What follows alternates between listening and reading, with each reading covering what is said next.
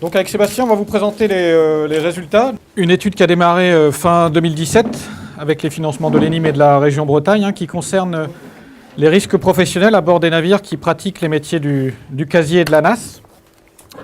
On va traiter dans un premier temps des navires, des marins. On parlera ensuite des accidents et des événements de mer. Et on parlera ensuite avec des vidéos sur les analyses des différentes situations de travail qu'on a pu observer à partir des 16 ou 17 embarquements qu'on a réalisés pour cette étude.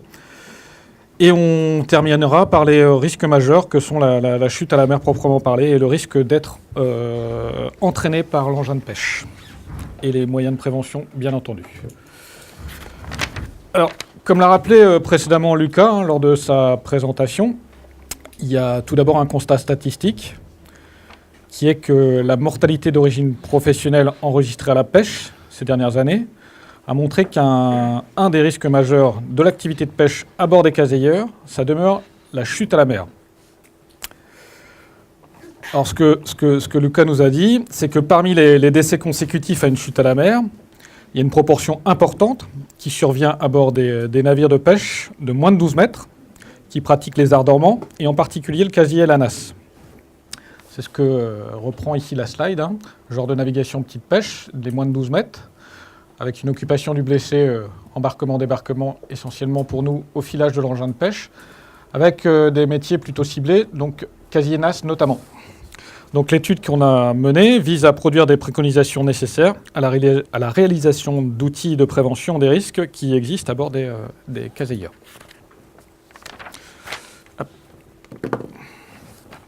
Alors, en France métropolitaine, la pêche au casier elle se concentre principalement, comme vous le savez, sur la bande côtière, à quelques exceptions près, sur les gros casiers. Elle est pratiquée principalement pendant la saison estivale. On est entre mai et septembre, où on a le plus gros le travail qui s'effectue. En fait, c'est très lié à la saisonnalité des captures, qui sont soit des crustacés, gros ou petits. Gros, on est sur du crabe, du homard. Les petits, on est sur de la crevette, du bouquet. SIH, ça veut dire quoi ? Je vais vous expliquer. Des mollusques aussi, on a d'autres types de captures que sont les mollusques, les gastéropodes comme les bulots ou les céphalopodes comme les sèches qui se pêchent aussi au casier où il y a une saisonnalité. Et puis il y a les poissons. Nous, ce qu'on a surtout observé sur les nasses à poissons, ce sont les captures de congres. Voilà. Ça existe aussi pour la civelle, mais on a regardé principalement les captures de congres. Alors cette pêcherie est très réglementée par les différents comités, en utilisation de licences notamment, droit à pêcher, qui vont fixer un nombre de casiers maximum, des périodes de pêche dans lesquelles la pêche est autorisée ou d'autres, elle est interdite. La même chose pour les zones. D'accord ? Et puis il y a aussi des réglementations, bien entendu, européennes sur les engins en tant que tels et les captures. Alors si on suit ce raisonnement, pour savoir le nombre de casiers, il devrait nous suffire de regarder le nombre de licences. C'est pas si simple que ça, puisqu'il y en a qui prennent plusieurs licences. On va voir que ce sont des navires qui pratiquent la polyvalence fortement. Donc on ne peut pas se permettre de simplement compter le nombre de licences. Donc on va utiliser un certain nombre de données, dont les données SIH, Service d'information halieutique de l'Ifremer, pour 2016, qui nous donne 853 navires. Et il y a une autre donnée qui est le Fleet Register, le fichier européen des flottes. Pour les navires français, on est à 942 navires. Donc on imagine que la réalité doit être quelque part entre les deux. On doit être entre 800 et 950 navires. Ça représente à peu près 20% de la flotte française. Alors, pourquoi je vous ai mis cette photo ? Ce n'est pas un navire sur lequel on a embarqué, mais ça correspond à peu près au navire médian. C'est-à-dire que quand on regarde le Fleet Register, on a des données très précises sur les navires et on peut faire un navire médian. Alors le navire médian, le casier médian, il est polyvalent, forcément. Je vais vous expliquer après les différentes polyvalences. Il mesure à peu près 8 mètres de long, je crois que c'est 8 mètres 02 de mémoire. La puissance est de 100 kW, la jauge est de 5,5 UMS. On est plutôt sur des constructions plastiques et on est sur des navires de construction à peu près de 1991. C'est ce qui est censé représenter ce navire-là, qui correspond à peu près à tous ces critères-là. Voilà pourquoi je l'ai mis en photo ici. Alors, Quand on analyse la flottille de Caseilleurs, on voit que la moitié est bretonne et qu'il y a en plus un quart qui est normande. Donc on a les 3/4 de la flotte de Caseilleurs qui est entre la Normandie et la Bretagne. 96% des navires font moins de 12 mètres. Donc on est sur une très très forte représentativité de petits navires. Il y a une très grande diversité de la part de leur polyvalence. On va voir dans les différents embarquements qu'on a pu réaliser. Et on voit qu'il y a simplement un quart des navires qui sont des Caseilleurs exclusifs, qui ne font que ce métier tout au long de l'année. Donc les autres, ils vont pratiquer la pêche au casier comme activité soit principale ou accessoire, en plus d'un autre métier. Alors ça amène à faire une seconde catégorisation de la flottille de Caseilleurs, qu'on appellera sous-flottille, donc avec 25% de Caseilleurs exclusifs. La plus grande partie, ce sont des Caseilleurs fileyeurs, donc qui représentent 30% de la flotte. Les Caseilleurs ligneurs, 11%, les Caseilleurs dragueurs, 11%, les Caseilleurs nasseurs, 10%, et puis ensuite on a les Caseilleurs chalutiers, Caseilleurs tamiseurs, etc. etc. D'accord ? Donc on a à minima 2 métiers qui sont pratiqués, voire 3, voire plus, et qui peuvent pour certains être pratiqués durant la même journée. Alors, sur le nombre de marins, il y a une carte qui représente le nombre de navires et le nombre de marins. Nombre de marins embarqués sur les navires pratiquant la pêche au casier, on est toujours en 2016, c'était de 1646, toujours selon les données Ifremer. Ça représente à peu près 17% des marins pêcheurs professionnels. Ça représente aussi, en moyenne, puisque c'est vraiment une moyenne, 1,9 marins par navire. Voilà. Mais cette représentation, elle est très variable, elle est en fonction des navires, en fonction des zones, etc.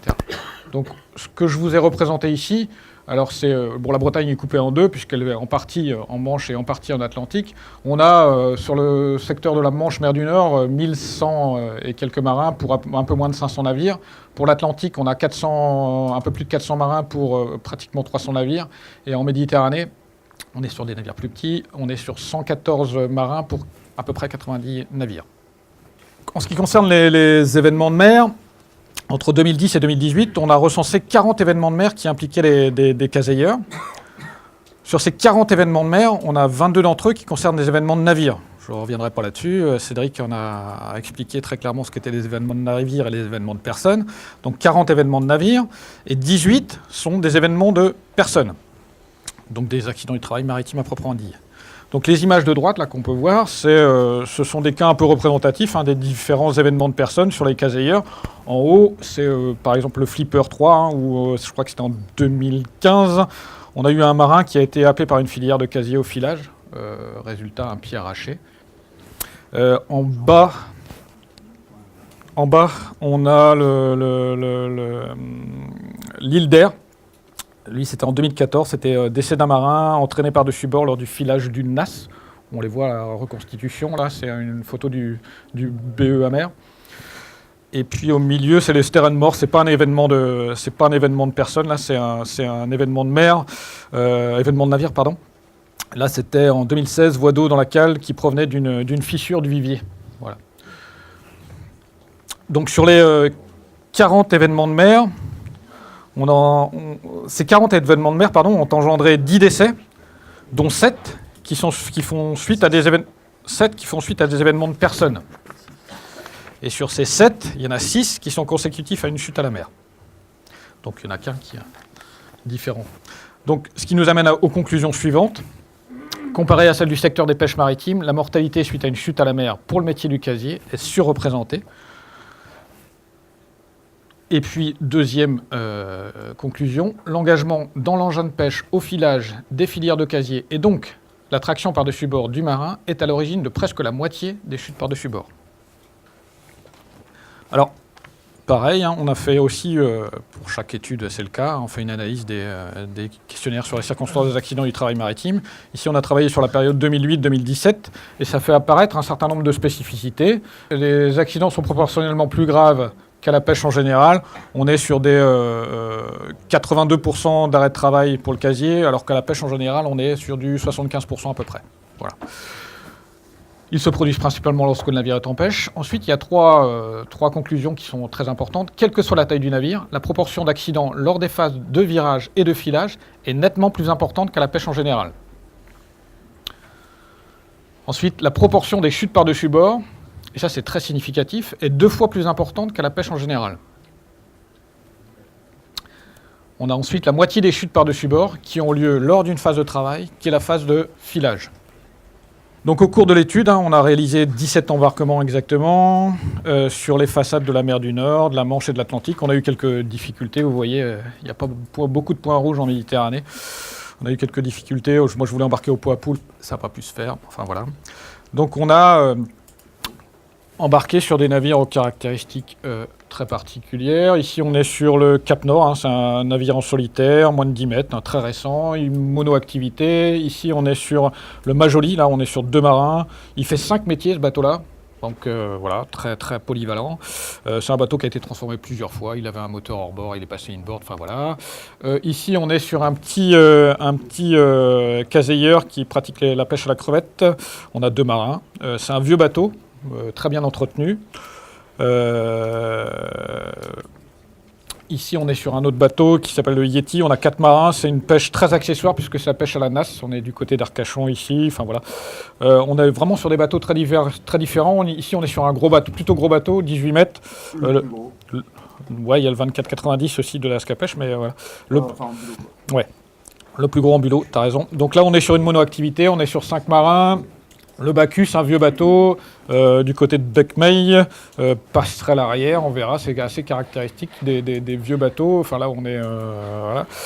Le Guelo, ça c'est un bateau intéressant puisque catamaran, donc pour des questions de stabilité, et puis aussi des questions de surface de pont de travail. C'est intéressant d'observer des situations de travail là-dessus. Ça, c'était Cédric qui avait embarqué sur le Comsmerer. Ça aussi, c'est très intéressant parce que c'était un bateau qui venait d'être construit et le propriétaire armateur avait un bateau à peu près similaire et donc il a fait un certain nombre d'évolutions de son navire. Et donc c'était intéressant d'embarquer sur ce bateau. On a d'autres petits bateaux, ici un petit Loire avec des équipements Vircasier notamment qui sont assez particuliers et très intéressants à observer. Il est aussi en solitaire. Le Carlsen, voilà, pont couvert, 4 marins, caseilleur filayeur, donc faisant partie du segment le plus important, donc les sous-flottilles de caseilleur filayeur.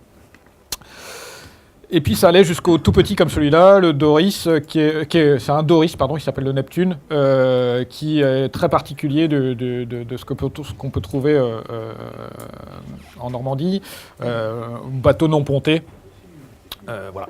Avec des varangues apparentes, donc pas simple de travailler. Et puis le plus gros, le Zubernoa, le 2490 de la Scapèche. Voilà. Alors, on a fait le choix après de vous présenter des vidéos. On va vous présenter les phases de virage et de filage, qui sont les plus accidentogènes. Donc dans l'ordre de vidéo, on va commencer par vous montrer les cas où les risques sont moins bien pris en compte, le plus pénalisant, pour aller vers les cas où les risques sont mieux pris en compte. On va aussi plutôt s'intéresser au risque de chute à la mer et au risque d'entraînement par l'engin de pêche. Effectivement, petit caseilleur de 8,30 m, donc ça c'est le fils qui a repris le bateau de son père. Moyenne d'âge, la moyenne d'âge nationale, c'est-à-dire 30 ans. Aucune modification à la reprise. C'est son père qui lui a appris le métier. Aucune remise en question sur le protocole et les procédures de virage et de filage. Donc il retravaille exactement de la même manière que le papa. Donc on est en virage manuel à la potence. Il travaille 240 casiers jour, 5 jours par semaine, sur des marées qui font à peu près entre 10 et 12 heures par jour. Là il est au crustacé araignée. Donc sur des casiers relativement lourds, près de 20 kg. Et donc sur un navire où la hauteur de lisse avoisine les 57 cm, avec appui permanent au virage. Là on est sur un autre bateau, du coup c'est moi qui enchaîne ici sur le Comsmerer, sur un bateau neuf, quasi neuf, avec une hauteur de lisse, je vais peut-être la lancer, ce sera plus facile, avec une hauteur de lisse qui est réglementaire, il n'y a rien à dire là-dessus. Ce qu'on observe quand même, c'est que en équipage, ça veut dire que là, je m'intéresse uniquement aux vireurs, donc à la personne qui embarque les casiers. Donc ce qu'on voit, et ce qu'il répète de très nombreuses fois, parce que c'est des gros, il se penche énormément. Donc la hauteur de lisse ne fait pas tout, c'est-à-dire que c'est pas parce qu'on a une hauteur de lisse qui est satisfaisante alors on a dit satisfaisante, c'est 1 mètre ou plus. On est quand même sur des pratiques où les gens se penchent de façon importante à l'extérieur. Voilà. Et il va faire ça, je crois que c'est des 850 fois ou pas loin, quoi. D'accord ? Là, Sébastien, je te laisse. Donc ça, c'est le catamaran, c'est effectivement le Vuelo. C'est un navire qui a été transformé. Donc le patron, il a revisité complètement le bateau. Il a mis un système donc, de lisse roulante. Donc embarquement automatique des casiers. Donc, ce qui supprime quand même les manutentions et les flexions du dos et le travail penché par-dessus bord. Donc ça, en termes d'aménagement, c'est ce qu'on dirige vers ce qu'il y a de top hein, à l'heure actuelle. C'est bon. Par ça, il travaille 700 casiers jour, 2 à bord. Ouais. Voilà. Et là, et en plus, ce qu'on pourrait rajouter, c'est que il a les commandes complètement, ce qui n'était pas le cas sur le Bacchus, sur le premier qu'on a vu.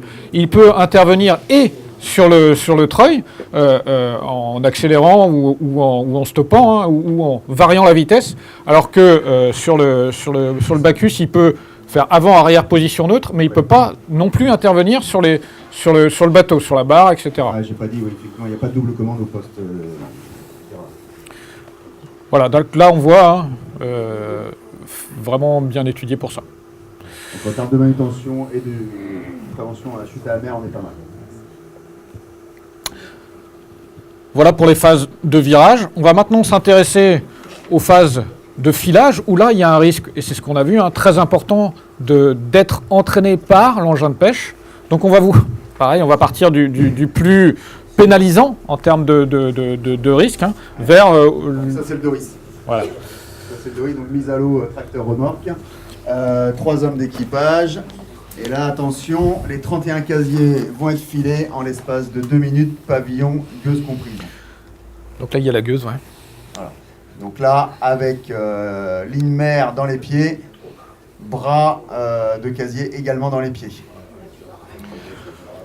Voilà.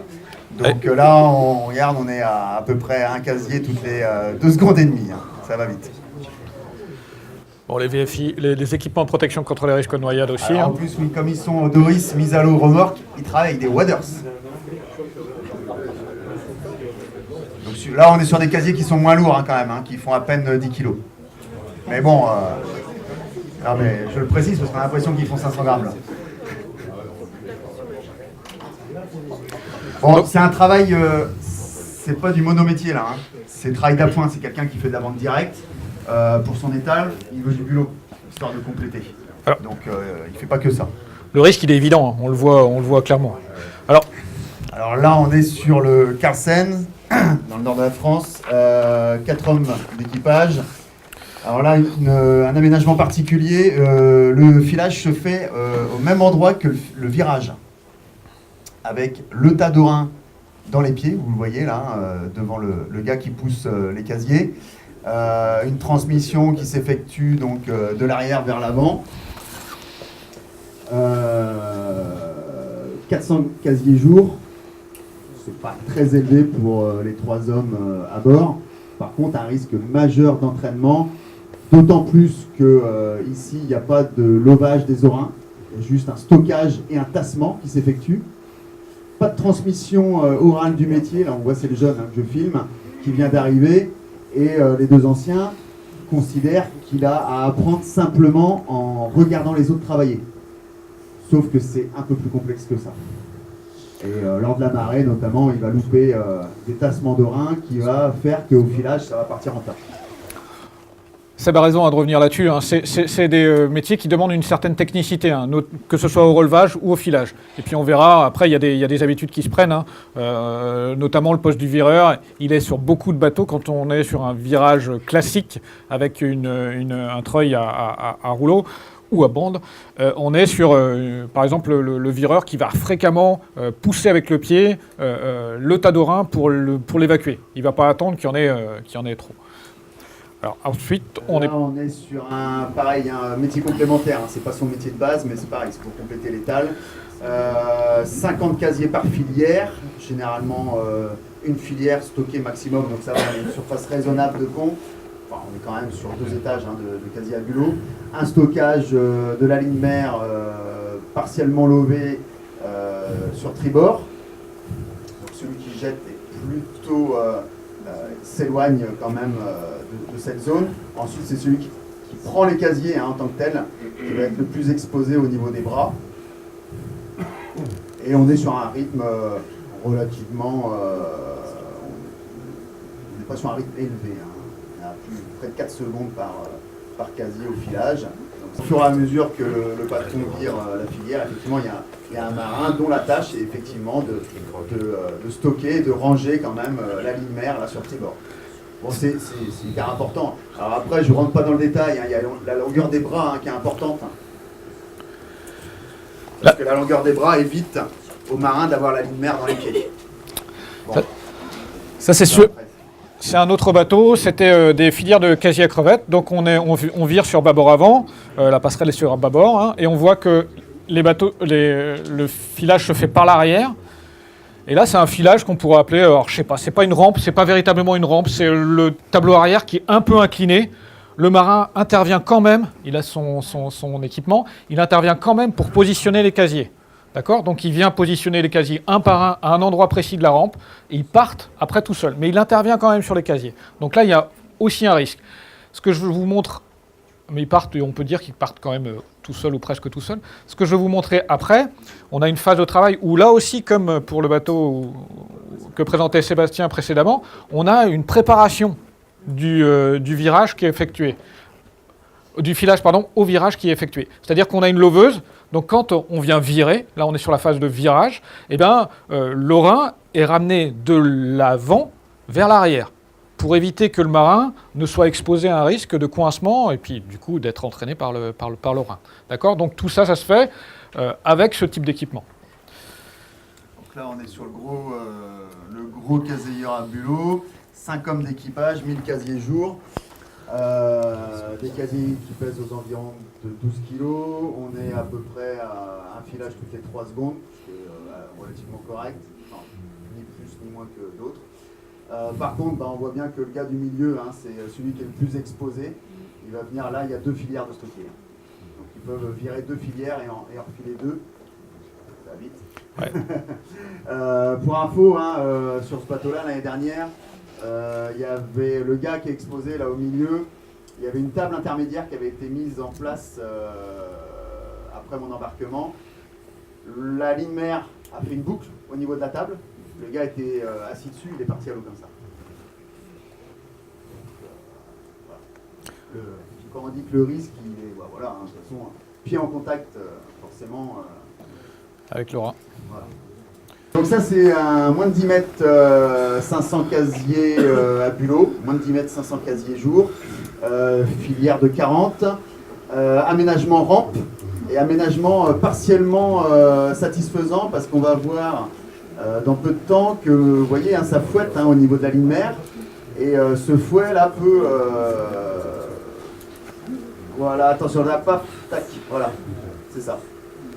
Donc voilà, il passe par-dessus. Là, il manquait grosso modo une barre pour éviter que la ligne mère passe à ce niveau-là.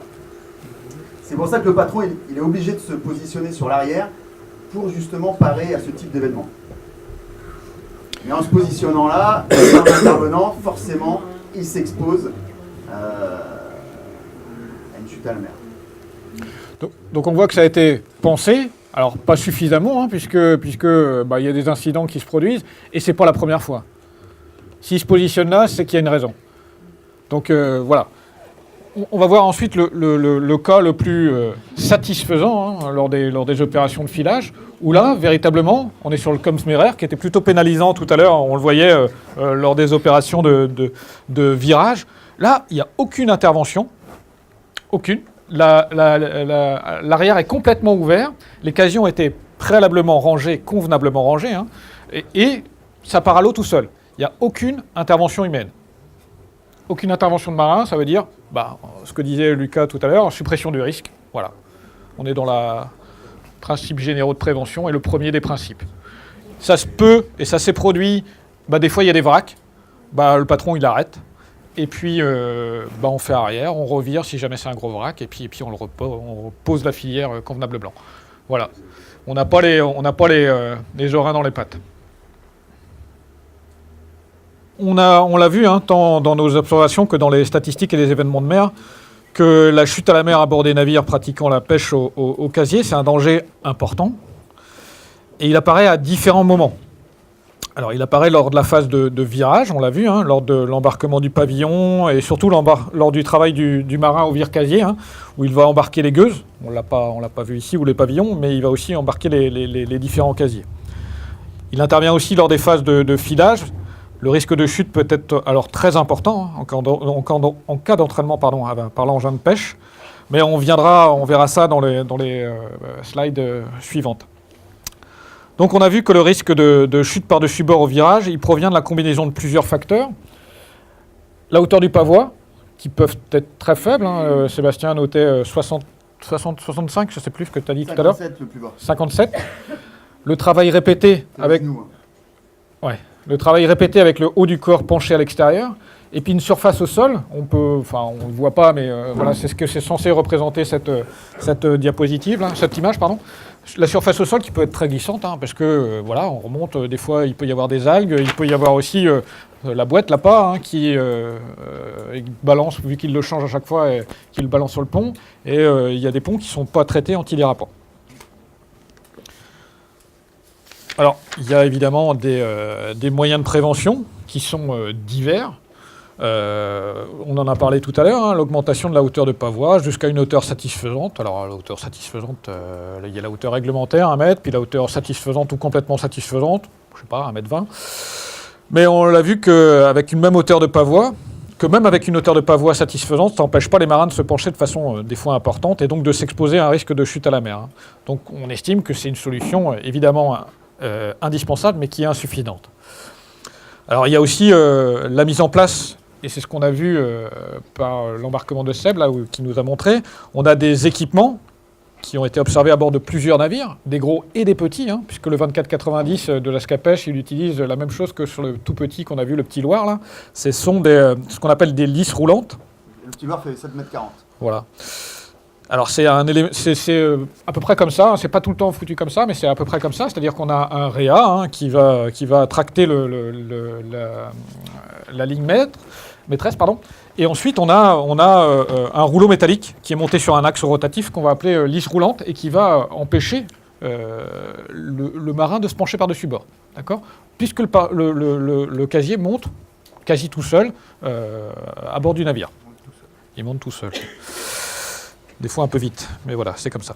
Donc après, on a un certain nombre d'aménagements qui peuvent être complémentaires. La table de travail, on a parlé aussi tout à l'heure, le poste de commande déporté, hein, puisque le premier bateau, le patron au filage, il fait des allers-retours sans cesse, puisqu'il faut quand même essayer de filer convenablement, il est tout seul, donc il fait des allers-retours entre les casiers qu'il va jeter à l'eau et la passerelle, pour essayer de suivre l'accord, pour essayer de poser au mieux ses casiers. Et puis ensuite, il y a tout ce qui est... comme moyen de prévention, bien entendu, tout ce qui est traitement antidérapant du sol, les ergonomies des différents postes de travail, et puis le dernier, le port d'un équipement de protection individuelle contre le risque de noyade, qui doit être fourni, qui doit être porté, qui doit être contrôlé, et on sait, dans les différentes vidéos qu'on a pu voir, on voit qu'ils ne sont pas forcément tout le temps utilisés. Portés. Ou alors, on a observé aussi des cas où ces équipements-là ne fonctionneront pas, puisqu'ils sont pas du tout entretenus. On a un autre risque, et ça, tous les marins, mais tous, le considèrent comme le risque principal pour les métiers du casier. C'est le risque d'être entraîné, accroché, enfin happé, entraîné par. D'accord ? Alors, il est considéré comme le risque principal, mais il n'est pas toujours bien pris en compte. Alors il apparaît clairement, on l'a vu, hein, au filage, et doublement, hein, c'est un risque d'entraînement sur le pont par les orins qui filent, à plus ou moins grande vitesse, ou par les casiers en mouvement, hein, s'il y a des erreurs de rangement, et ça se produit quand même de temps en temps. Et puis il y a aussi le risque, il apparaît aussi risque d'entraînement à la mer par l'orin. Donc il y a plusieurs facteurs aggravants, hein, qui est le fait par exemple d'être en solitaire, puisque le marin doit régler la route fréquemment, il doit faire des allers-retours. Évidemment, s'il se passe quoi que ce soit, personne ne peut intervenir, puisqu'il est tout seul. Il y a des vitesses de filage qui font, c'est difficile de s'arrêter de façon instantanée. Il y a un encombrement du pont, on le voit à gauche, là, c'est le Bacchus, je crois. Ouais, c'est ça. À gauche, là, encombrement du pont, parce qu'il y a une taille de pont et une taille de navire qui est petite. Donc ça veut dire un nombre de casiers restreint, ça veut dire un rangement pas simple, sur 2-3 hauteurs. Ça s'est vu sur 3 hauteurs, voilà. Et quand on a un peu, après, des conditions de mer qui peuvent être pénalisantes, les casiers tombent aussi, ça se passe de temps en temps. On a des traitements antidérapants de sol. Il y a proximité immédiate des orins avec les pieds. C'est ce qu'on observe sur les deux photos. Évidemment, il y a des moyens de prévention qui existent, mais ils ne peuvent pas se cantonner, c'est ce qu'on a entendu de temps en temps, à le métier du casier. Le marin doit garder les pieds à plat pont. C'est ce qu'on a entendu aussi, c'est-à-dire que c'est comme ça. C'est le moyen de prévention, voilà. Mais ça ne peut pas se cantonner à ça. Donc on a des moyens de prévention, on l'a vu. Donc le filage automatique, c'est-à-dire l'ouverture complète du tableau arrière, on le voit sur la photo en haut, partielle en bas, c'est-à-dire qu'il n'y a qu'une partie qui est ouverte. On a aussi en bas à droite l'ouverture du pavois, on conserve la lisse, ce qui n'est pas plus mal je trouve, puisqu'on peut se rattraper dessus aussi. Et puis on peut avoir aussi une rampe de filage.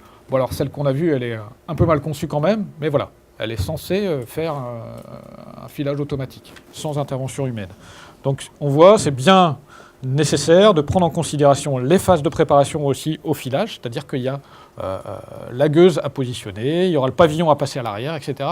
Et ça doit être pris en considération aussi. D'accord ? Il faut évidemment un pont libre de tout obstacle et risque d'accrochage. Seb nous en a parlé, d'une table qui est partie avec les orins. Et il n'y a aucun marin, mais vraiment aucun marin, qui doit se situer dans la zone de danger. On a ce qu'on pourrait appeler le filage semi-automatique. C'est une solution un peu intermédiaire. Voilà, ça nécessite d'avoir un équipage qui soit suffisant. Comme c'est semi-automatique, ça supprime à moitié le risque. Voilà. Donc si on veut être complètement cohérent par rapport à ce qu'on a vu tout à l'heure, l'idée ce serait de compléter ce dispositif et d'installer une vraie séparation physique, on voit entre les pieds du marin et puis les orins, sur la photo du haut. Là. Voilà. Ensuite, ce qu'on voit aussi, et ça c'est ce qu'on observe à chaque fois qu'on a fait des embarquements, c'est l'importance que revêt le rangement des orins. On va voir souvent ces positions-là, c'est-à-dire que les marins vont passer énormément de temps dans cette position-là à ranger des orins et à les positionner convenablement. D'accord ? Donc c'est très traumatisant pour le dos, on le verra un peu plus tard. Mais il y a... voilà. Ou alors l'utilisation des loveuses comme ici. Mais ça existe, moi je l'ai vu sur deux bateaux, sur le très gros, sur le bateau de l'Ascapèche et sur un petit, sur celui-là. Ensuite, c'est ce que disait Seb tout à l'heure, c'est-à-dire que il y a une grande partie des marins, enfin tu disais pas tout à fait ça, tu disais qu'ils n'avaient pas forcément, mais moi j'ai vu une grande partie des marins qui avaient des couteaux à la ceinture, en disant au cas où. Bon après il faut bien se dire que moi je suis assez sceptique sur le au cas où, la vitesse de réaction entre sortir un couteau, couper le rein, bon voilà. Et puis il y en a qui nous disent aussi qu'ils prennent des bottes de taille supérieure, parce que si le pied est pris dans une boucle, ça leur permettra de sortir plus rapidement le pied de la botte. Voilà. Alors, je ne sais pas si c'est... Pour le coup, je suis plus sceptique sur celle-là, moi. Voilà. C'est des pratiques qui se font aussi. Voilà. Et puis, on est aussi sur le port d'un équipement de protection individuelle. Alors, on l'a évoqué... Ouais, on l'a évoqué rapidement. Il y a aussi et on l'a vu dans toutes les vidéos qu'on a pu observer, c'est que les métiers du casier sont très contraignants physiquement pour les marins. Chaque casier... il est manutentionné à peu près 3 fois, une fois à l'embarquement, une fois au rangement du casier sur le pont et une fois à la mise à l'eau. Alors, on a un exemple, je crois que c'était sur le bateau de Cédric, on avait un navire qui était équipé d'un filage automatique, donc on va supprimer une manutention. Au lieu d'en avoir 3, on n'en aura plus que 2. On a 3 marins, une moyenne de 20 kg par casier, on a 850 casiers qui sont levés par marée, donc tous les jours. Et ça nous fait, si on remet ça aux marins, 11 tonnes manipulées par marin et par jour de mer. Et je vous passe toutes les positions un peu contraignantes, voire très contraignantes pour le dos lors du rangement des orins notamment. D'accord ? Alors ce que moi j'ai pu observer et noter, à discuter avec les marins, c'est qu'il y a un certain nombre qui stoppaient l'activité du casier du fait de problématiques de dos. Et puis il y a un certain nombre aussi, que j'estime assez important, où le port de la ceinture lombaire c'est obligatoire, c'est-à-dire qu'ils le portent en permanence. Je finis juste là-dessus sur différents autres facteurs, hein, sur la gestion de l'espace. On a vu qu'on est sur des navires qui sont des petites unités, hein, moins de 12 mètres, donc avec des surfaces qui sont très restreintes. Donc il faut, bien entendu, hein, mettre en adéquation un nombre de casiers, ce qui n'est pas toujours le cas, avec une surface de travail en sécurité disponible. Ce qui n'est jamais le cas, je crois. On peut dire. Les filières sont surchargées par rapport à la surface de pont disponible. Après, nous, ce qui est tolérable, c'est un rangement de casiers sur 2 étages, même 2 étages, mais bon. Et au-delà, ça devient vraiment problématique. Alors après, il y a des règles de conception, hein, qu'on a observées ou pas observées sur les différents navires. C'est passerelle avant, pas d'obstacle sur le pont, type surbo, mais c'est pas vrai pour tous les navires. Et puis des plans de travail à hauteur avec facilité d'accès à la boîte, au vivier, aux commandes du navire, etc. D'accord ? Et puis après, il y a des conditions qui sont particulières, puisque des conditions de mauvais temps, de chargement simultané de plusieurs filières quand on va déplacer une filière ou quand on va mettre à l'eau, ce sont des conditions de travail aussi particulières. On n'a pas une filière sur le pont, on peut en avoir 2, on peut en avoir 3. Après, il y a les rythmes de travail. Alors, on en a parlé un petit peu, mais ils sont vraiment très variés, hein. C'est de par la polyvalence des navires. Ils peuvent pratiquer plusieurs métiers dans la même marée, dans la même journée. Alors la gestion du temps ici et de la gestion de la fatigue, elle est assez complexe à prendre en considération, hein, puisqu'on a des marins qui peuvent démarrer à 3 à 4 heures du matin et finir à midi et reprendre dans l'après-midi pour un autre métier. Donc c'est assez particulier à gérer. Et puis il y a tout ce qui est, Sébastien en a parlé un petit peu, hein, tout ce qui est responsabilité, tout ce qui est formation-expérience. Hein. Voilà, c'est des gestes assez techniques, hein, et notamment pour s'économiser le dos, les gestes du vireur, c'est vraiment très technique. Donc ça demande de l'expérience et de la pratique. Transmission.